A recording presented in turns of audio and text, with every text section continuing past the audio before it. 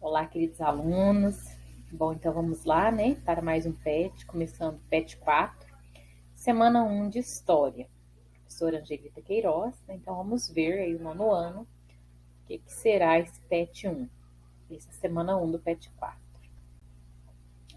O tema dessa semana é a Guerra Fria e seus desdobramentos. Lembrando que a Guerra Fria ela é uma guerra ideológica entre dois sistemas econômicos, capitalismo e socialismo. Olá, estudantes! Estamos dando início ao último PET do ano de 2021. Nesta e nas próximas semanas, iremos analisar, discutir, caracterizar e identificar diferentes aspectos relacionados aos principais fatos da história recente do mundo, né? No caso, a história contemporânea. Vamos então embarcar nessa viagem de estudos e novos conhecimentos.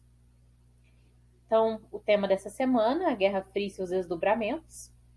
Após o fim da Segunda Guerra Mundial, em agosto de 1945, as duas principais potências vencedoras desse conflito passam a disputar a hegemonia política do planeta.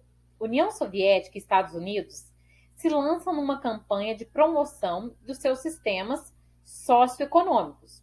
Socialismo com a União Soviética, socialismo comunismo, né, com a União Soviética e o capitalismo com os Estados Unidos, respectivamente. Essa disputa ideológica, ou seja, de ideias, né, de tentar implantar esses sistemas econômicos no planeta, de qual seria o melhor regime político, social e econômico para as nações após 1945, né, que as nações estão tentando se reestruturar após a Segunda Guerra Mundial.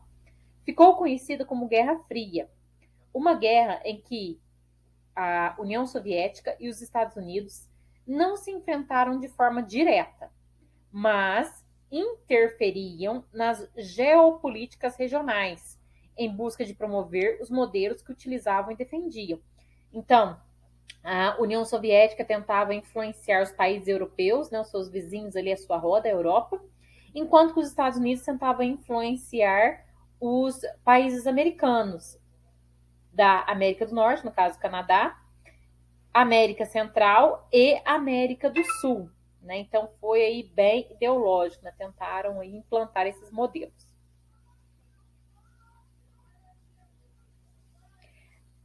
Bom, durante os quase 50 anos de duração da Guerra Fria, né? Quase 50 anos, então quer dizer que começou em 1945 e foi até 1995 praticamente. Então, foi um longo período de tempo do século XX que eles tentaram, né, idealizar esses sistemas econômicos, mostrar qual seria o melhor para o planeta. Podemos destacar, então, aí tem 9 pontos de destaque. Primeiro, a criação de um plano de recuperação econômica das nações europeias, patrocinado pelos Estados Unidos, o Plano Marshall. Esse plano visava impedir a expansão do socialismo pelo continente europeu, ao financiar a reconstrução das nações capitalistas destruídas durante a Segunda Guerra Mundial. No caso, né, quem que pendia mais para esse lado? Itália, Alemanha. Então ele tenta aí dar apoio a essas nações para elas não aderirem ao sistema econômico do socialismo-comunismo.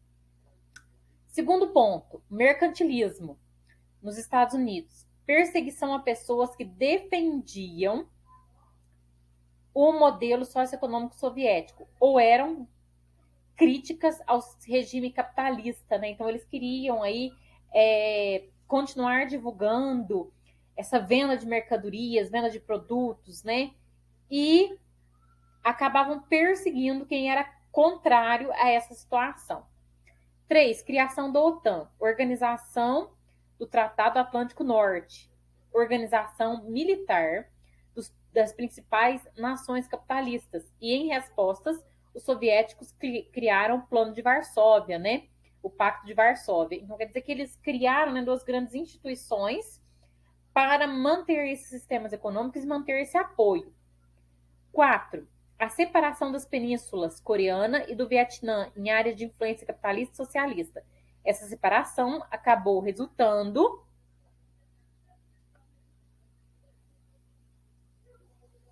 na Guerra das Coreias, de 1953. Então, né, logo depois vem as Guerras das Coreias, ou seja, essa guerra ela acontece no continente asiático, né, bem longe do continente europeu e do continente americano, mas a gente percebe a influência ideológica desses sistemas, né, no caso comandado pelos Estados Unidos e a União Soviética.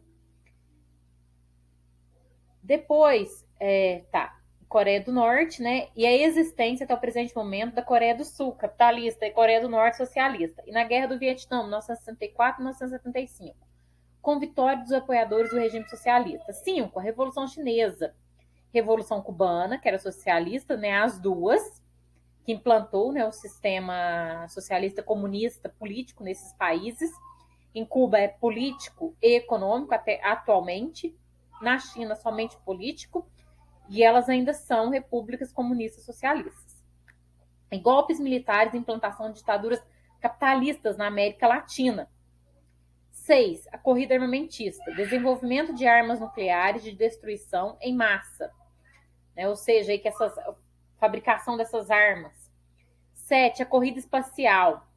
Lembrando que é nesse período da Guerra Fria que os Estados Unidos conseguem mandar o foguete para a Lua. Nesse mesmo momento, a Rússia também tenta mandar um outro foguete, o Sputnik. Então tem essa disputa aí da tecnologia espacial, né, do espaço, da conquista do espaço. Pela disputa entre União Soviética e Estados Unidos, pela hegemonia da tecnologia espacial. Os soviéticos construíram o primeiro satélite e levaram o primeiro ser vivo.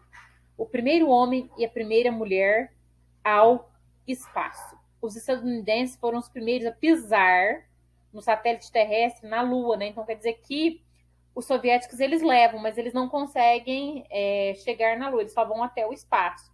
Só circundam aí a Terra, mas não chegam a nenhum planeta, nem ao satélite, né? No caso, nosso satélite é a Lua. E os Estados Unidos conseguem esse feito, nessa façanha, em 1969.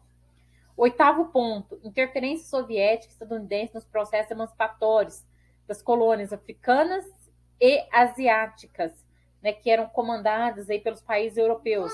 Alguns países da África e da Ásia eram comandados pelos europeus e, nesse momento, esses países começam revoluções para a emancipação. 9. Separação da Alemanha em duas áreas de influência. A socialista, RDA, República Democrática Alemã, e a capitalista, RFA, República Federativa da Alemanha, e a construção do Muro de Berlim em 1961. Né? Então, nesse período, tem-se a construção do Muro de Berlim, que divide a Alemanha, né? Divide a capital em duas, nessa República Democrática e na República Federativa da Alemanha, considerado o símbolo da Guerra Fria. Então, quando que acaba a guerra? Quando o Muro de Berlim cai, é o primeiro sinal do final da Guerra Fria. Então, ele é um símbolo da Guerra Fria. A queda dele é um grande sinal do final. Então, nós temos aí 9 pontos, né, que explicam bem o que foi essa guerra ideológica entre os Estados Unidos e a União Soviética, que perdurou praticamente 50 anos com o nome de Guerra Fria. A partir da década de 70, as rixas entre Estados Unidos e União Soviética foram diminuindo, principalmente porque nenhuma das duas nações queria gastar volumosas quantias nas indústrias militar e espacial. Lembrando, né, que para mandar o homem à Lua, para fazer os foguetes, eram bilhões que eles gastavam. E se fossem entrar numa guerra mesmo, como Primeira Guerra e Segunda Guerra, né, numa guerra militar, eles ainda teriam que gastar muito mais com armamentos. As duas nações passaram a assinar pactos de não proliferação de armas nucleares e de manutenção da paz. Essa política ficou conhecida como Detente, ou seja, né, eles queriam, porque essa paz ajudaria a solidificar ainda mais o sistema econômico, porque não teria tantos gastos com a continuação dessa guerra. Uma outra característica interessante desse período foi o uso constante pelos dois países de propagandas para enaltecer seus regimes socioeconômicos. As Olimpíadas, disputas esportivas de superação, foram um grande palco de associação entre os pontos positivos dos modelos socioeconômicos e a vitória dos atletas das principais nações capitalistas e socialistas. Então, eles utilizaram, né, já que as Olimpíadas é um esporte mundial e é a união de todas as nações, numa confraternização esportiva, aproveitaram esse momento para fazer uma propaganda positiva dos dois sistemas econômicos. E aqui nós vimos o mapa, né? O mapa acima da criação da OTAN, né? Os países aliados à OTAN e o Pacto de Varsóvia. Então, nós temos, né, de cima para baixo, a OTAN, países aliados, né, dos Estados Unidos, e o Pacto de Varsóvia, países socialistas ou aliados da União Soviética. E as nações não alinhadas, pontos de guerrilha, comunistas, guerrilhas anticomunistas. Então, esse que está em azul escuro, né? Nós vimos Estados Unidos, Canadá, Alasca e Groenlândia, são da OTAN. Depois, os que estão num azul um pouco mais claro, digamos assim, né, são os países aliados aí à OTAN. A gente vê praticamente toda a América, né, Central e América do Sul, alguns países da África, Austrália, na Oceania aí praticamente inteira, né, Austrália, Indonésia, e uma das Coreias, né, também aí aliada aos Estados Unidos. O Japão também é aliado aos Estados Unidos. Depois, nós vimos o Pacto de Varsóvia, né? A União Soviética, no vermelho mais rubro, né? Mais vivo, toda a União Soviética. Vimos a Alemanha, Polônia, Bulgária, os países aí que fazem fronteira com a União Soviética. Depois são os países aliados, né? Ao pacto. Então, nós temos alguns países da África, nós temos uma parte da China e as Coreias, né? E alguns países aí da África também, alguns países, um dos países do Oriente Médio, que fizeram parte aí, né? E depois aí nos pontos vermelhos são as capitais, né? E a guerrilha aí. Bom, então é isso, meninos. Essa foi a Guerra Fria, né? Na próxima aula, no próximo vídeo, eu trago a correção para vocês. Tchau, grande abraço, bons estudos.